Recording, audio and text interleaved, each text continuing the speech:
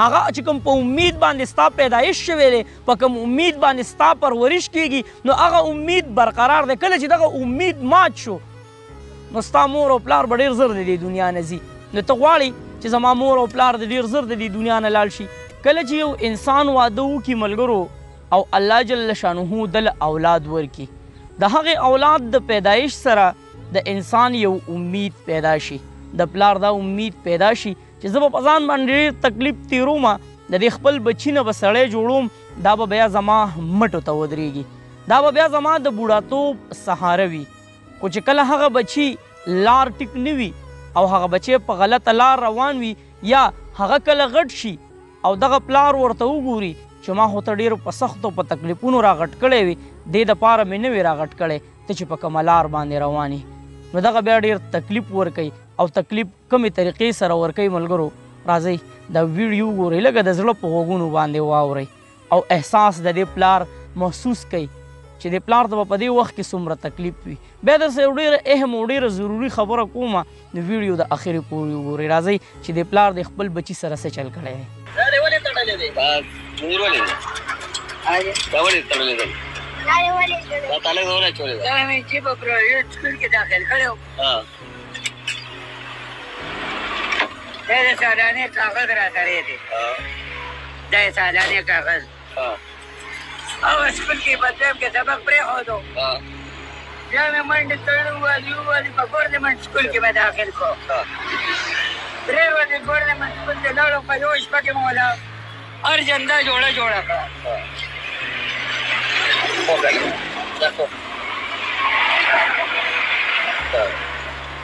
دا تاله کړی دی ولې دی دا جوړه مې ګورنمنټ سکول ته مې هغه خو ټیک شو ګورنمنټ سکول کې پرېښودو په پرایویټ کې پرېښودو دا تړلی دی ولې دی دا دې د کور د تختې ځین او خار د شیرین کوټو ته او دا به چې په ماته کونه ډولل په سرو غرمو کې ګرځم اوس یې بودم مشر رور کره چرتا ته واده کوم چې یا سم د عمر مدرسې کې داخل کړم او یا سم وړه پای او دا سایکل پورې دې ور تړلی دی دا به زما درې بستې مې واچوله واغستې او درې واړه دې په ډېر عزیزو کې روکې کړي زما به دې په چرچونو په ګورنو شروع کړي زما به په هغه قبر کې خلک کړي نو دا هلې خو نه دی چې کوم تا کړی دا خو تا د انسانیت تبدیل کړی دی انسان سره داسې کول دا خو چې کوم ناروا ده دا خو تا ته سره د ناور هغه دا کړی دی دا یې څه دی بچي دا یې څه دی دا ته یې تړلی ولې ته سکول کې داخل کړی وې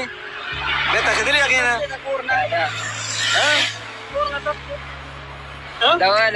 دا وګوره دغه نه ګورم زه دا ګورم دا مخامخ چې څنګه دا زه ګورم دا چې نو بیا وتښتې په دې غرونو کې او سمای سیند ویسي ته کوم ځای یې چا ته به وایم چې وروره کم ځای کې ته کوم ځای یې د جوهر سیند ته ځي همدلته امبل ولا نرشکو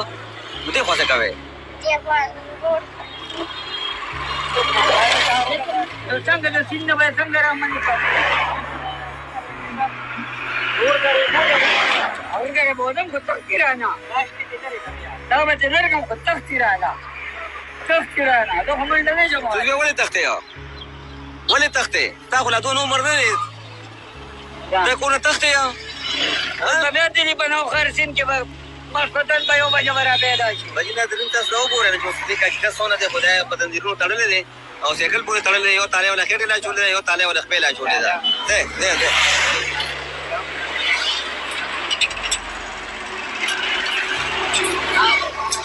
ویډیو تاسو وکړه ملګرو دا مجبوره پلار دی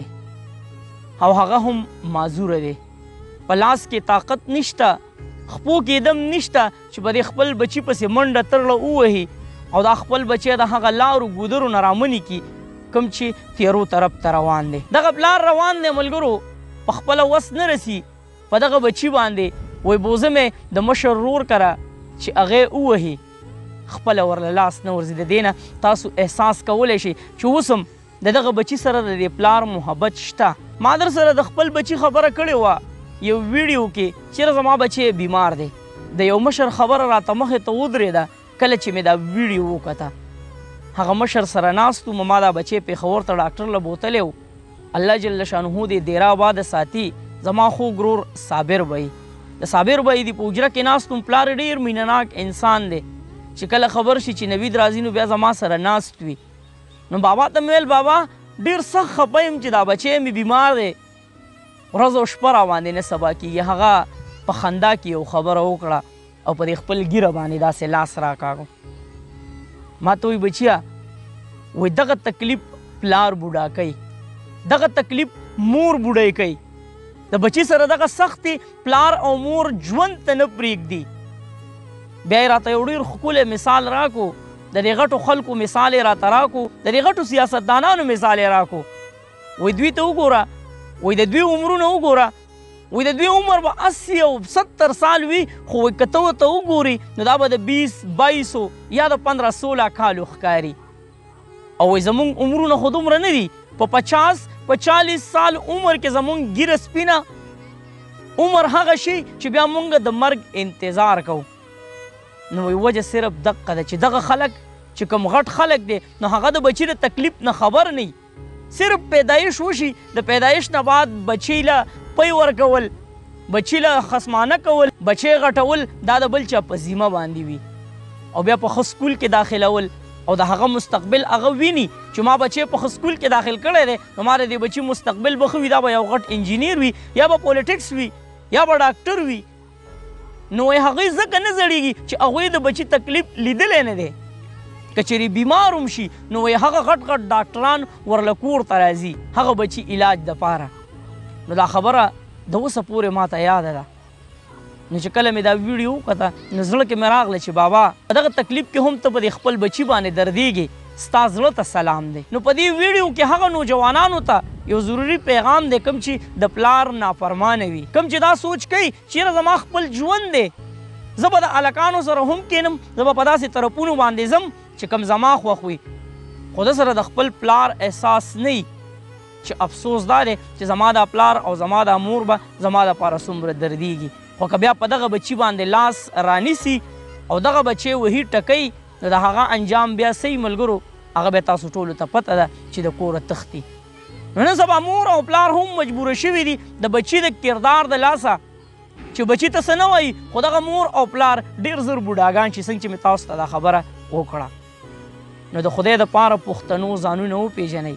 ستاسو دپاره خو به ځان له پیغمبر نه راځي صلی الله علیه و آله وسلم. نن به موږ سره کم هغه نوجوانان دا واده کوي چې د نن نه بعد به په غلطو لارو باندې نه ګرځو، صرف او صرف په دې لفظ باندې چې زما مور او زما پلار زړه ته پې تکلیف رسي. او بیا زه دغې نوجوانانو ته وړوکې غوندې خبره کومه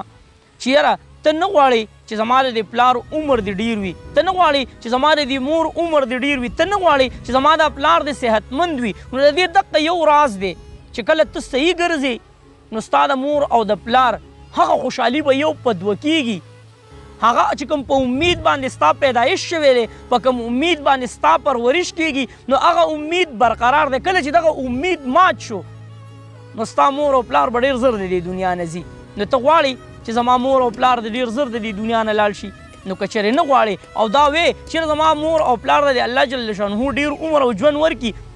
نو ته د مور او د پلار په خوښه باندې ژوند تېر که. بیا ګوره چې ستا د دې مور او د دې پلار عمر ډېرېږي او که نه. ویډیو به طور اسلام مخکې شیر کې چېرته مې الله خاد آباد او خوشحاله ساته. د دغه ماشوم دپاره هم د زړه نه دعا وکئ چې دغه معذوره پلار چې هغه په تکلیف کې دی بچي د لاسه نو الله جل شانه دې دغه بچی سمې لارې ته کړي. تاسو ټول وایئ امین. چېرته مې الله خاد آباد او خوشحاله ساته. اخر کې یو واس پاکستان زنده‌باد، مسلمان زنده‌باد، تل دی وي آباد دی وي زموږ وطن پاکستان دی او مسلمان دی. د لوی الله پامان.